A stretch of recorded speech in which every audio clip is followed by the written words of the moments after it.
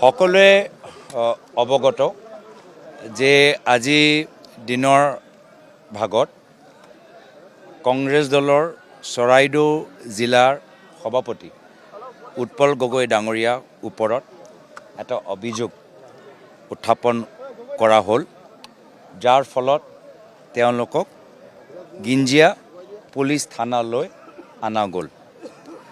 তেওঁ খবৰ ল'বলৈ আমি সকলোৱে প্ৰায় 4:30 বজাত ইয়াত উপস্থিত হ'লোঁ আৰু এতিয়া প্ৰায় 10টা বাজিলে আমাক অৱগত কৰা গ'ল যে উৎপল গগৈ ডাঙৰীয়া খন্তেক সময় পিছত কিছু ফৰ্মেলিটিজ আছে, পেপাৰ ৱৰ্কছ আছে, সেই পেপাৰ ৱৰ্কৰ পিছত তেওঁক এৰি দিয়া যাব আৰু আৰক্ষীসকলে আমাৰ সহায় বিচাৰিলে যে বাহিৰত যে কংগ্ৰেছ দলৰ এটা সমদল একগোট হৈছে, এটা শান্তিপূৰ্ণ পৰিৱেশ বজাই ৰাখিবলৈ আমি যদি ওলাই তেওঁলোকক ইয়াৰ পৰা যাবলৈ যদি অনুৰোধ কৰোঁ, তেতিয়া জিঞ্জিয়া পুলিচ থানাৰ সন্মুখত পৰিৱেশটো আৰু অলপ শান্ত হ'ব।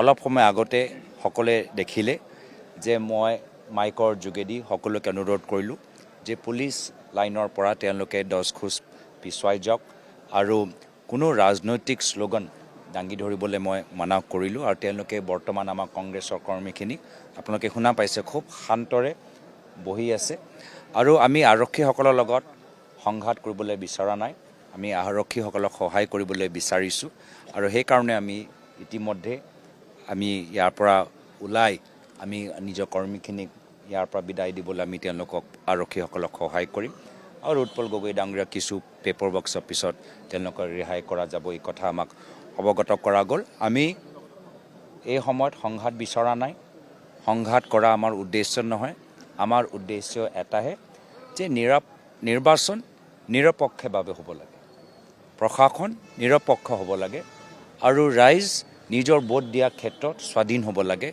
আৰু যদি কিছু ব্যক্তি কিছু ৰাজনৈতিক চিন্তাধাৰাৰ প্ৰতি আকৰ্ষিত যিকোনো দলৰ তেওঁ সদস্য হয় সেই দলৰ হৈ কাম কৰিব পাৰে। এই স্বাধীনতা আমাৰ সংবিধানত উল্লেখিত আছে, সেই সংবিধান আমি আখৰে আখৰে সুৰক্ষিত কৰিবলৈ বিচাৰোঁ আৰু এই ক্ষেত্ৰত আমি সদায় শান্তিপূৰ্ণভাৱে আইন শৃংখলা বজাই আমি গণতান্ত্ৰিকভাৱে নিজৰ কামখিনি কৰি যামগৈ। চাওক, মই অভিযোগতো যিহেতু আজি মই যিমান অৱগত, যিদৰে আজি গোটেই দিন বিজেপি দলৰ নেতাসকল কৰ্মীখিনি গোটেই দিন বিহালী সমষ্টিত ৰাজনৈতিক এক্টিভিটিজ ৰাজনৈতিক কাৰ্য কৰি আছিল, সেই একে ৰাজনৈতিক কাম আমাৰ কংগ্ৰেছ দলৰ নেতাসকল কৰ্মীখিনি কৰি আছে। বিজেপি দলৰ বিধায়কসকল কৰ্মীখিনি যিখিনি কাম আজি তেওঁলোকে কৰিলে সেই একেখিনি কাম আমাৰ কংগ্ৰেছৰ মানুহখিনি কৰিলে, মাত্ৰ পাৰ্থক্য এটাই যে কংগ্ৰেছক ধৰা গ'ল। কিন্তু এতিয়া মই সংঘাত লৈ যাবলৈ বিচৰা নাই, স্থিতি আৰু ভাললৈ যাওক সেয়া মোৰ কামনা থাকিল আৰু এই ক্ষেত্ৰত আমাৰ সাংবাদিকসকলে আমাক সহায় কৰিলে। আমাৰ জনসাধাৰণ আজি শান্তিপূৰ্ণভাৱে গণতান্ত্ৰিকভাৱে যিদৰে প্ৰতিবাদ কৰিলে মই তেওঁলোকৰ প্ৰতি কৃতজ্ঞতা জ্ঞাপন কৰিছোঁ। যথেষ্ট কিন্তু দেখা গ'ল যে যদি কাৰোবাক ডিটেইন কৰিছে আৰক্ষীয়ে তেওঁৰ বিৰুদ্ধে আইনী ব্যৱস্থা গ্ৰহণ কৰিব, কিন্তু ক'ৰবাত নহয় ক'ৰবাত আপোনালোকৰ ৰাজনীতি হ'ল নেকি বিষয়টো লৈ পেলাই এটা ক্ৰাউড সৃষ্টি কৰা হ'ল? মই আপোনাক আগতে ক'লোঁ যে বিজেপি দলৰ কৰ্মীখিনি যিখিনি কাম আজি ভোট দিয়াৰ দিনত কৰিলে বা কৰি আছিল, এই একেখিনি কাম আমাৰ কংগ্ৰেছৰ নেতাসকলে কৰিছিল।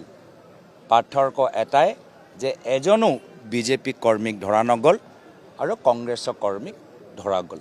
যোৱাকালিও যি সময়ত কংগ্ৰেছত থকা হোটেলত পুলিচৰ টীম এটা গ'ল, এই সময়ত কাষত থকা বিজেপি মানুহৰ থকা হোটেলত কোনো ধৰণৰ এক্টিভিটিজ হোৱা নাই।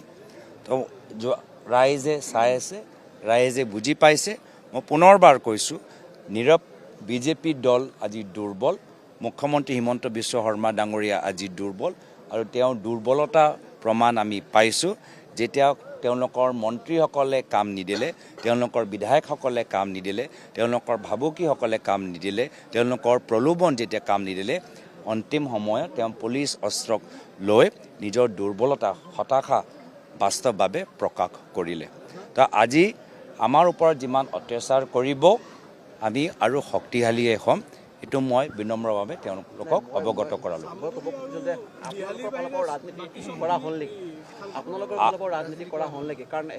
আমি বিচাৰোঁ আৰক্ষী নিৰপেক্ষ হৈ থাকক, আইন সকলৰ বাবে সমান। যদি আমাৰ কংগ্ৰেছৰ কৰ্মী যদি আইন উলংঘ কৰিছে, এই একেখিনি কাম যিখিনি কাম বিজেপি বিধায়কসকলে কৰিছে, তেতিয়া আইন সমান হ'ব লাগে সকলৰ বাবে।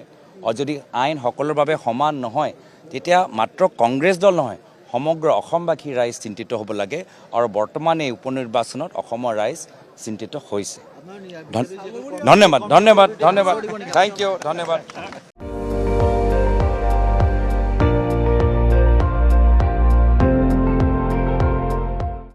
আপুনি চাই আছে ND24, সৰ্বশ্ৰেষ্ঠ নহয়, সৰ্বোত্তমৰ দৌৰত।